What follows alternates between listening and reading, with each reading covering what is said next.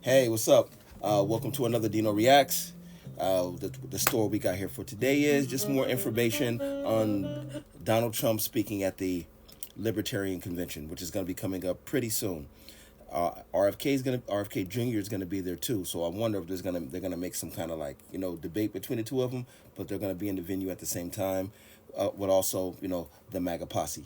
So let's hear what one of the presidential candidates of the Libertarian Party has to say about Donald Trump coming to the event.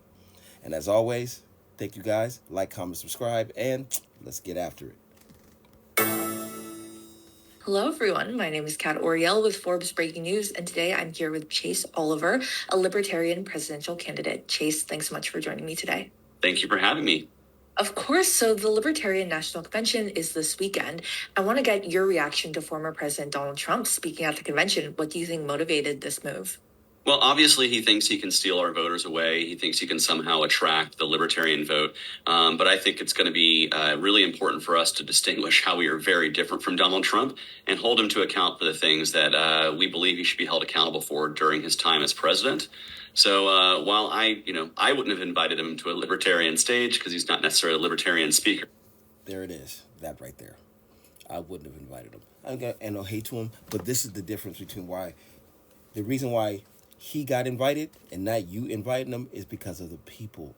I'm really starting to feel this groundswelling well in everybody's political party, from independents across the board, that the people want Trump because he's talking to us. He's being persecuted and hated on by everyone. Everyone. Every elite of every party doesn't like Trump, except for the people, which is for the people, by the people. That's what the country's about, you know? So I see what you're saying. No hate on you, brother, but I know why the libertarians want him there, because they want a person, because even your base has the same issues as my base. All our bases are the same. Across all demographics, all the bases are the same. And one person speaking to it. If he's going to be here, we're going to make sure that libertarians are loud and clear in our response. That's fair. What are some of those differences and reasons why you don't think he should be speaking at the event? Well, for one, we support fiscal, sanity in our country. We don't want to have trillions of dollars being printed every year out of thin air. That creates the inflation that we're all feeling right now with the cost of living increases. And Donald Trump in 1 year, expanded the debt and deficit more than any other president ever has. And in 4 years, he exploded the debt and deficit. He's also continued the warfare around the world with drone warfare, using the Patriot Act and other unconstitutional measures to invade our privacy. He has not really been a bulwark against the invasion of privacy that we've seen. And so there's so many areas where we could disagree on his immigration policy. And I could go on and on. We only have a few minutes, but that's just a few areas where we have very great differences. I like this guy. I know I said my little things about it in the beginning, but like just a couple policies that he's touching on here that I kind of agree with, that we want to get in. That I'm gonna do some more due diligence on you, sir, and I'm gonna definitely get more into the libertarian understanding. I just want the message to be put out there, but not bad, not bad at all. With the Trump administration and Donald Trump himself, in addition to the character traits. Well, RFK Jr., also not a libertarian, will be speaking at the convention. Do you feel similarly to Trump, where you don't really agree with him being selected to speak at the convention? Well, I think with Trump, you actually have 4 years of a record to actually speak out against. I don't think RFK should be invited either. I think the Libertarian Convention should be to push for our libertarian candidates, and that's not just the presidential and VP candidates, but we have candidates running all over the country that could use. I just realized something about the libertarian. Like, okay, let's just do the math for me real quick. There has never been a libertarian president in my lifetime, and I'm 44. So that means that they get together every year at the convention and they elect somebody that never gets put there. What level of self-righteousness in that? I'm serious. I'm just digging into the thought process. So I think this time around, maybe they figured it out. I'm saying it's always, of every party, I call it the 30, 40, 30 rule. The bottom 30% that nobody listens to, the 40% that can make it happen, and then the 30% of elites. You understand? And that exists in every party. And he seems like he's the top 30. He's the top 30, while the middle 40 is like, we need to try something new, and the bottom 30 is nothing's working.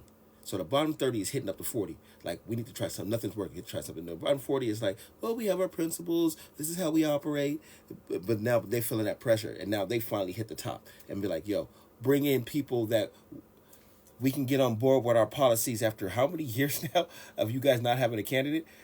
So there's a reason why y'all want JFK there. There's a reason why y'all want Donald Trump there. I understand you want to live in your own autonomy, but that's not where it is. Because if the Democrats could come after Donald Trump, they're going to come after y'all.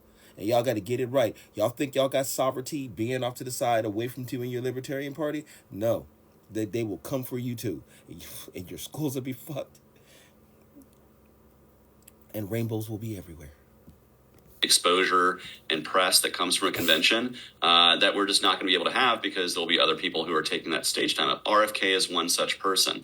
Nothing against RFK Jr. I imagine he's learning right now how hard it is to run with the ballot access laws in this country. But he's not a libertarian, and I don't think he's going to get much support from our party based on some of his positions, which involve greater governmental authority in areas like housing and the environment that we just oppose.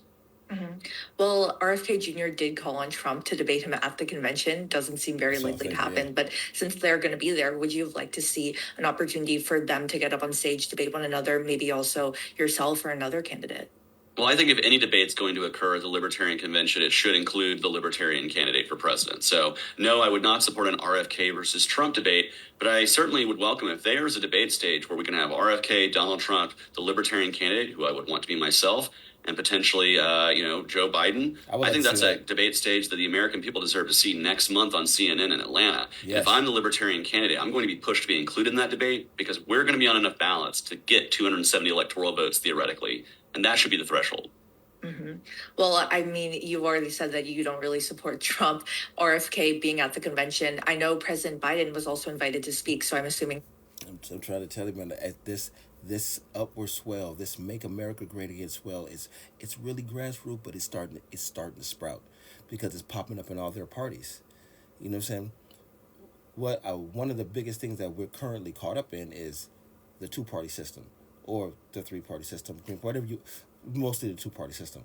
But what's happening now is we're starting to have the America system. That's what MAGA feels like to me. It's not the same Democrats, the same Libertarians, the same independents, the same people that have been in their little cliques for decades, trying to equal their way into power, while at the same time just skirting over their normal American people, thinking that we don't work hard enough, that we're not fiscal enough. But Trump's galvanized the bottom, man. He got everybody believing in the country, got us believing in the American flag again. The red, white, and blue. And that's sprouting up in all of them. And I don't think he's seeing it. But I guarantee you, at that convention, he is going to be shocked by how many people in that crowd are going to support Donald Trump. It's going to be crazy. Oh, my God. I can't wait to see that convention. It's going to be gnarly, man. Ooh, it's going to be like different from the Bronx one. We're like, oh, man, it's going to be on another side. It's going into the heart of conservatives, man. Like conservatives, That you also wouldn't have liked to see him take the stage. Or would you have... I don't have warm feelings for any of them. Yeah, but so I'm just curious, why are these candidates being invited if, they're not libertarians?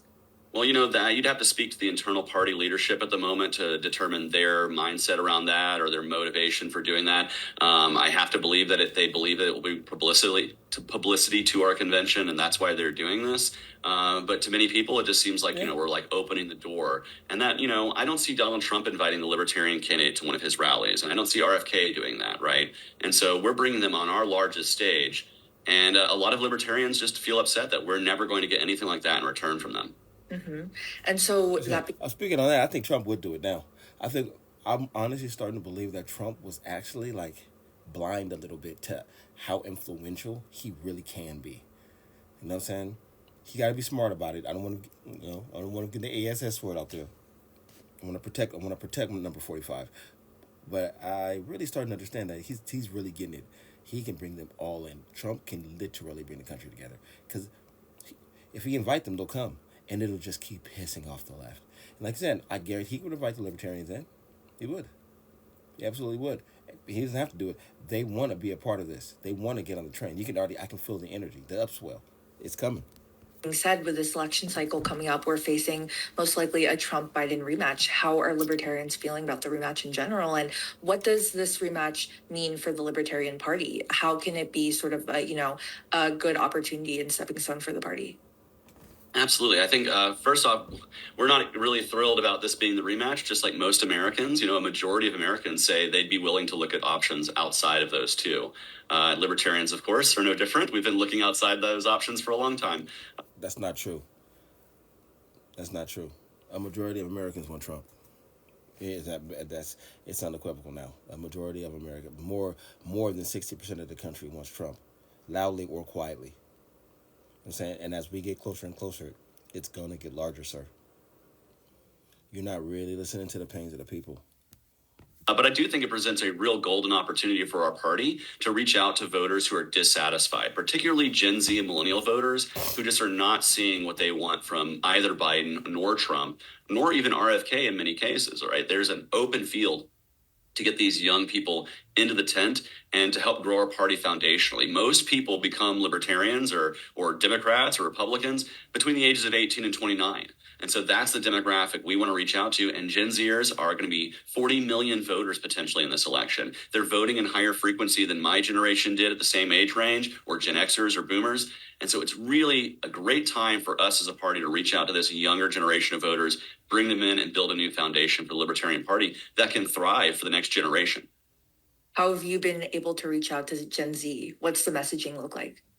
Well, our messaging is, first off, we're listening to you. We're understanding the concerns that you have. And right now, the biggest thing that we're seeing in campuses across the country is an anti-war movement of people who are tired of seeing the military, our militarism being exported around the world. Particularly in this case, it's with Israel and Gaza. But I look forward to speaking to them. If there's a debate stage with Trump, Biden, RFK, and me, I will be the only candidate that is wholeheartedly calling for a ceasefire today and an end to this and then change the policy. And so that's something that can attract a whole bunch of young people right now who are activated. But in addition to other things like fixing the student loan crisis to help lower education costs in the future, addressing the immigration crisis, which so many young people feel is a human rights violation at our southern border, and using libertarian philosophy to address things like the environment and bodily autonomy and a woman's right to choose. These are the issues that matter to Gen Z voters, and so those are the issues that we need to reach out to them with the libertarian solutions. Are you having a lot of success reaching them on social media? I know TikTok, there's some controversy of, the Democrats using that platform for their campaigns. Is that something the Libertarian Party is embracing, meeting Gen Z where they're at, which is TikTok, Instagram, online? Yeah, we're already on TikTok and Instagram, as well as the other traditional social media platforms. We're looking to stay engaged there and really break through with the TikTok and Instagram generation. That is where most young people go for their social media, and more young people go to social media for their news. And so if we're going to break through anywhere, it may be not through traditional mainstream media channels in this election with young people. It's going to be TikTok and those other platforms. I'm sure Forbes is active as well, trying to reach out to young viewers. Well, that's where you have to market yourself, and that's where our campaign's already involved. Mm-hmm. So beyond traditional victory, what does victory then look like for libertarians in the fall? I mean, of course, a true victory would be getting a seat in the White House or elsewhere. But do you think that victory, if you could just persuade the young voters or other voters to just consider looking into the Libertarian Party, what does true victory look like? Yeah, so my campaign we call metrics of victory, right? An outright victory would be the greatest one, as you said. But barring that, it's like how many new members can we grow in the party to help bolster so we have more activists on the ground, more people knocking on doors and making phone calls? Like what can we do to grow membership? Winning ballot access in states, right? If we hit certain thresholds, we make it easier for people to run as candidates in those states. So we can actually build our bench up with those local races that are very important. And supporting the local races that are already happening. There are winnable, electable libertarian races all over the country that we are identifying, and as a campaign, we're going to be supporting. And then lastly, how many states can we win major party status? We, as a party, the Libertarian Party of Iowa, they earned major party status in 2022. That's what allowed us to have the Libertarian Party Iowa caucuses for the first time. And also, I'm the first candidate for president who's not a Republican or Democrat to ever speak at the Iowa Soapbox event. Those things are made possible when we earn major party status. And so how many states can we earn that? Can we earn ballot access? And what can we do to support growing membership and our and our libertarians who are running on the down ballot? Those are the metrics that I'm going to look to in November and say I either did a good job or needed to do better. How's your campaign going? Dude, why the hell is like, I'm not going to even lie to you, bro. Everything you sounded like just sounded like the same thing MAGA wants. Man, libertarian policies don't sound bad at all, but they basically conservative values. I wonder why the libertarians are separate from Republicans. I need to figure out why, because that should be all under the umbrella of being conservative, which it just sounds like what I believe in. So like, I agree with them.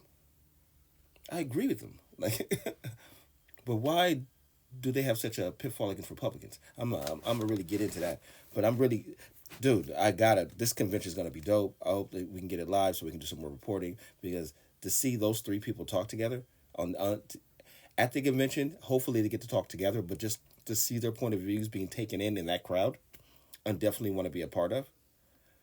So I'm truly looking forward to this convention. It's definitely going to be coming sooner than later, and wow.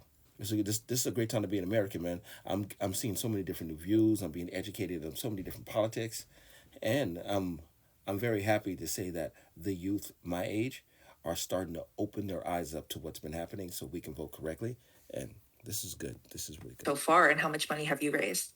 We're doing great. We've outraised every other candidate in the Libertarian primary in terms of donor support and stewardship. We have donors in all 50 states plus DC. We're nearing the $100,000 mark, which sounds small in terms of national politics, but for a Libertarian primary campaign is a big deal. We've outraised the 2020 field already in terms of the same time period. And we're looking to raise millions of dollars through the general election cycle to really have an outsized impact and punch above our weight with resources. We're a real scrappy bunch, us libertarians. I ran for U.S. Senate in 2022. I forced a runoff.